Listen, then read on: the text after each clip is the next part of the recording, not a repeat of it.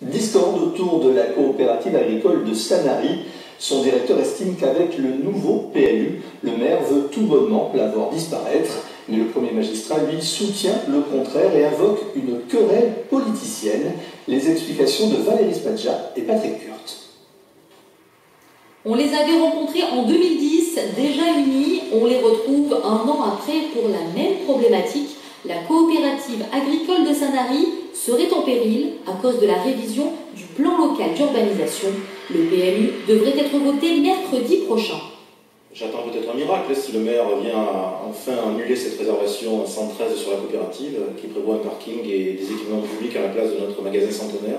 Ce serait une bonne chose pour les habitants du secteur et également pour l'activité de la coopérative.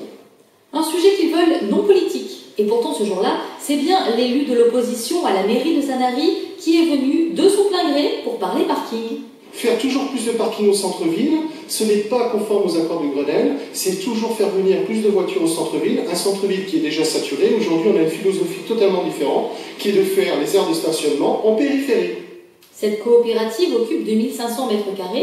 Selon le nouveau PLU, cet espace deviendrait emplacement réservé, ce qui pour la mairie ne met pas en péril ce commerce.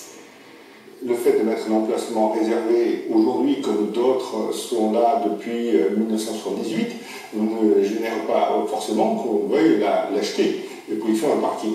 Je dis simplement que si un jour elle était à la vente, nous serions partie prenante pour l'acheter pour faire un parking.